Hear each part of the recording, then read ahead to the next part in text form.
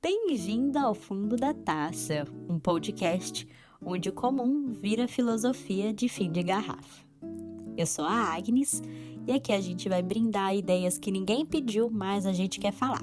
E no episódio de hoje eu vou compartilhar com vocês o buraco que eu me enfiei depois de ver um vídeo com o título Mulher só gosta de homem escroto. Então pega seu vinho, sua bucha de lavar louça e vem comigo.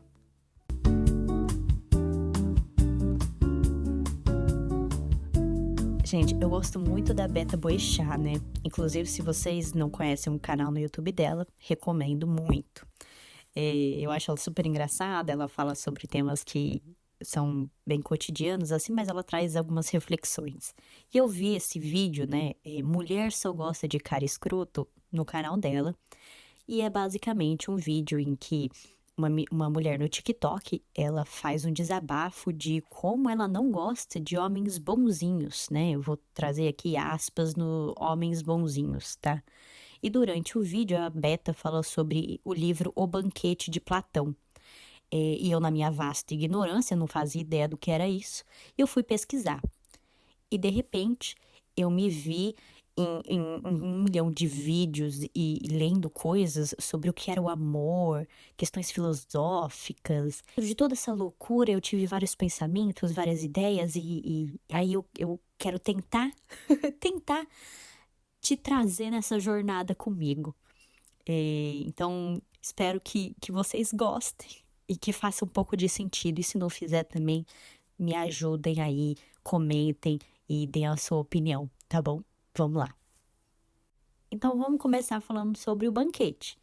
O Banquete é um livro ali que Platão escreve, e então vou imaginar um jantar com vários cabeças pensantes da Grécia, e aí eles decidem, em meio à cubilância e bebedeira, eles decidem que eles vão falar de amor.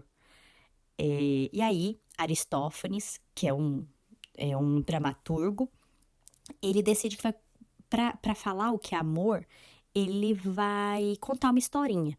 Então, a história que ele conta é que antigamente existiam três criaturas redondas. Uma delas tinha 4 braços, 4 pernas e 2 cabeças de homem. A outra também tinha 4 pernas, 4 braços, mas tinha a cabeça de 2 mulheres e uma andrógina, que era a cabeça de um homem e a cabeça de uma mulher.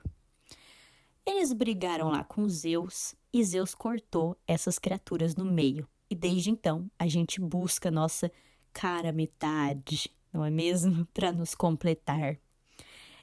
Ou seja, a ideia aqui de Aristófanes, né, do amor de Aristófanes, é que a gente nasce com uma carência e nasce na busca deste outro, né, que vai nos completar. Agora, para Sócrates, ou Platão, né, ali, ele vai falar que o amor é como uma escada. Então, ele vai usar essa figura da escada. O primeiro degrau vamos dizer ali que é o match do Tinder, que é a atração pelos corpos. Então, por mais burrinho que a pessoa seja, mais assim, nossa, simplesinho intelectualmente que a pessoa seja, ela consegue identificar alguém bonito e alguém feio. Ela consegue fazer isso. Então, o primeiro degrauzinho do amor é os corpos. O segundo degrau, né, dessa escada é as atitudes. É quando você começa a olhar as atitudes das pessoas, a alma, quando você começa a se encantar pela alma do outro. Então, vamos, sei lá, um date bom. Você sai, você deu match, agora você vai ter um date, o date é bom. O cara é legal, enfim. E o terceiro degrau que é o amor platônico, né? Quando vocês, sei lá, ficam horas e horas debatendo ideias, e é muito mais legal do que qualquer outra coisa que você já teve na sua vida. E aí é o que ele chama, né, do belo, encontrar o belo. E aí a gente entende que esse último degrau, né, para, claro, para Sócrates, o amor mais genuíno e maior deles é algo intocável, que você só vai conseguir entender ou não é nem tocar, mas vamos pensar assim, tocar não de uma forma física, é pelo intelecto. E para Platão, amor é buscar a eternidade. Então, buscar ali, por exemplo, a eternidade por meio dos filhos. Por exemplo, se você é uma pessoa que não consegue sair do primeiro degrau e você só consegue se apaixonar pela pessoa fisicamente, você ainda quer buscar a eternidade. Então, você perpetua ali a sua, por meio de filhos, né? Sei lá, a sua família por meio de filhos.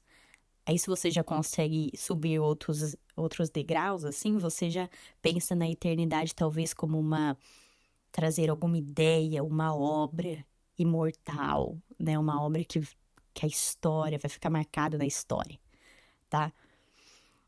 Então, peraí, vem comigo. Agora vamos entrar aqui nessa questão dos bonzinhos e tudo mais, mas para isso eu vou usar rótulos da internet para facilitar aqui nossa vida. Então, primeiramente, o bonzinho é aquele cara que a gente pensa que é passivo, que evita conflito, que busca agradar você a qualquer custo, que responde sempre suas mensagens. Talvez ele não tenha iniciativa, muita iniciativa, mas ai, ele é tão bonzinho. E aí tem o outro lado da moeda, que aí, sei lá, vamos chamar de macho tóxico ou bad boy, que é aquele cara que é mais agressivo, né, dominador, impulsivo, que ele fala pra você que ele é emocionalmente indisponível, ele não quer namorar agora, tá? Então, tendo isso em mente, a gente vai entender um pouco mais aí sobre tudo isso. O problema desse bonzinho aqui, e eu vou colocar bonzinho entre aspas, tá? Toda vez que eu falar de bonzinho, pense nele entre aspas. O problema dele é que ele não desperta Eros. O que que é Eros? Eros é essa força que faz a gente buscar. Ninguém busca o que a gente tem. Você não busca o que você já tem. Você busca o que está faltando. E aí a gente volta lá pro nosso amigo Platão, que fala que amor é busca. Então esse bonzinho, ele não te desperta essa vontade de ir atrás de algo, porque ele tá sempre lá, ele tá sempre. Você tossiu, o cara tá lá com lencinho, entendeu? Então ele não desperta isso em você. Mas aí, ó, por outro lado, aí você vai pensar, então um macho tóxico que não me responde, então ele é legal. Ele também não preenche esses requisitos aqui, tá? Se a gente for pensar no homem ideal, segundo ali Platão, é um cara que tem desejo próprio, por exemplo. Então ele vai buscar questões maiores do que ele vai querer subir esses degraus. Ele vai querer entender o que é o belo, porque aqui, né, o último degrau é esse belo, é entender esse belo, é experienciar esse belo que é intelectual. Então, ele precisa querer ir atrás disso. Ele não vai ligar tanto para as ideias tão, por exemplo, aprovação do outro. Não, ele tá preocupado em crescer, né? E ascender nessa escada do amor, vamos dizer assim. Porque ele ama, sim, o corpo, né? Esse homem ideal, ele ama o corpo, assim como sei lá, o macho tóxico que quer te comer, mas ele também ama ideias, ele ama projetos, né, que você traz, que ele experiencia, e ele impulsiona o outro, ou você, né, para andar com ele. E não por pena como bonzinho, que vai falar assim, ai, por favor, fica do meu lado, não me abandona.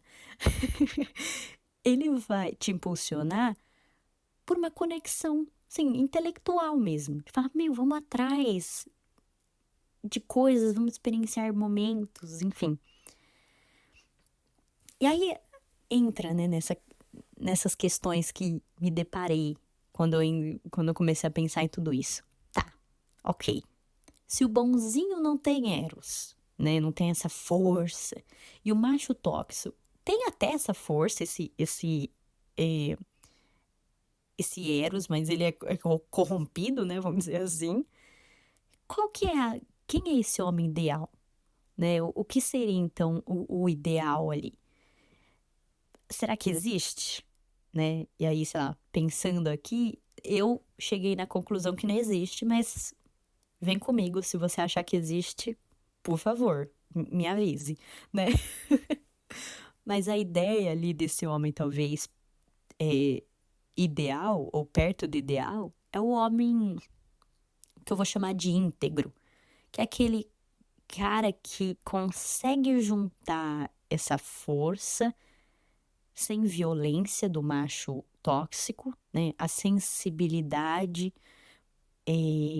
mais talvez feminina, que a gente associa com o feminino, sem a passividade. E aí eu entrei em um ponto que eu falei, meu Deus, mas aí a gente tem que pensar nisso também. A sociedade estabeleceu, né, de uma forma muito rígida, que o homem, ele é o caçador. Ele precisa ser forte, precisa ser dominante. E a mulher, ela é a presa, que precisa ser frágil, submissa, né? Então, quando um homem apresenta características que a gente entende, né, ou pensa como femininas, entre aspas, novamente, ele é menos atraente? Será que a gente acha, talvez esse bonzinho é porque ele não entra nesse padrão? Não sei, né? Mas eu acho que aí quando a sociedade estabelece, né, essa binaridade, né, de o homem tem que ser dominante, a mulher tem que ser submissa, por exemplo, a gente distorce esse eros, porque o desejo ele fica preso, né, condicionado ao gênero. Então não é a complexidade humana, né? Porque aí eu entrei numa grande coisa e eu me lembrei do nosso amiguinho Carl Jung. Porque o Carl Jung, ele vai apresentar pra gente duas coisas importantes: a ânima e o ânimos. Vem comigo que as coisas vão começar a se encaixar. Eu espero. Para Jung, né, ele diz que todo homem tem um lado feminino, entre aspas, que ele chama de ânima. E toda mulher tem um lado masculino, entre aspas, que ele chama de ânimos, né? E a sociedade, a gente trata isso como defeito. Então, por exemplo, um homem que chora, que mostra esse ânima dele, ele é frágil, ele é fracote. Ou a mulher, por exemplo, que cobra, que é mais incisiva, né, que mostra mais o seu ânimos. Ela é muito brava. Ela é muito rígida, né? E talvez esse homem platônico, ali do Platão ideal, seja o homem que consegue acolher a sua ânima, sem repreender o seu ânimos, né? E consegue navegar e aceitar esse lado feminino e masculino. E aí se integrar, né? Integrar essas duas partes de si. Agora eu vou te contar uma historinha que aconteceu comigo, só pra gente, acho que é uma boa forma de ilustrar tudo isso aqui que eu pensei, porque, óbvio, enquanto eu estava pensando em tudo isso e lendo enfim, é óbvio que toca em lugares pessoais e vivências pessoais, né? Eu tive um namorado que ele era super carinhoso comigo, né? Ele me tratava super bem, era muito fofinho, assim, super, realmente, ele era muito querido. Mas ele tinha um probleminha que eu percebi no começo. Ele não trabalhava. Mas até aí eu pensei, não tem problema, né, Agnes? Faz parte. Já já ele se acerta. A gente estava na faculdade também. Eu falei, não tem problema. E também nunca foi um problema pra mim ser a provedora. Então, tudo bem, não tinha problema. Até que eu descobri uma coisa muito interessante, que não era só que ele não tinha um trabalho. Ele não tinha nada. E é nada mesmo. Ele não tinha nada de sonho, nada de futuro, nada de conteúdo mais denso. E quando eu me enchi o saco, eu resolvi terminar. E a resposta foi, no mínimo, interessante. Ele virou pra mim e falou: não faz isso, porque se você for embora eu vou me matar. E aí, enfim, eu tentei. Meu Deus, eu entrei em pânico, né? Eu era também novinha. E hoje eu olho e eu entendo que naquele momento eu entendi, sem entender, mas acho que clicou em mim, que o bonzinho, entre aspas, ele não é frágil. Ele só usava a culpa como arma. Sabe aquela ideia do bonzinho mais ordinário? É essa ideia que a gente tá falando aqui. Não vamos confundir, né, esse rótulo que a gente dá na internet com bondade de fato ou sentimentalismo. Porque essas coisas são boas, são necessárias. Mas nesse caso aqui, a bondade, né, entre muitas aspas, ela foi uma armadura, ou ela é uma armadura, para essa falta de eros, né, essa falta de vontade de futuro, de energia motora que faz você ir para frente, né? Uma dependência parasitária, né? E essa falta de vulnerabilidade. Esqueci, falei errado, perdão. Falta de vulnerabilidade. A gente confunde, às vezes, chantagem com sensibilidade, né? E chantagem não é sensibilidade. Quando ele vira pra mim e fala: eu vou me matar. Não é que ele tá sendo vulnerável e tá abrindo o coração dele. Não. Ele tá usando isso de chantagem pra você ficar. Pra eu ficar, no caso. Né? E aqui a gente entende que o bonzinho, entre muitas aspas, não é menos tóxico do que o macho tóxico. Ele só usa uma forma de dominação diferente. Ele usa a culpa. E aí, tudo isso me fez pensar, né? E aí, eu trago aqui para vocês. Platão fala que amor não é posse, é busca, né? Deixa isso muito claro, que é busca. E busca não combina com posse. Você ama a sua esposa, por exemplo, mas você não tem ela. Porque você não ama o que você tem.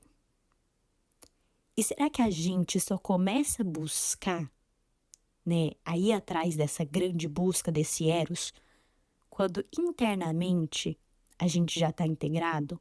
Quando essa ideia de ânimos e ânima já está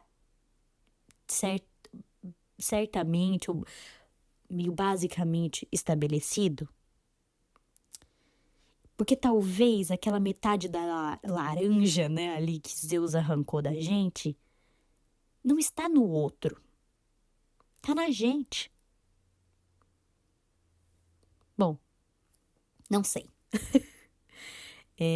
Acho que esse é um papo talvez para um outro vinho e para um outro episódio.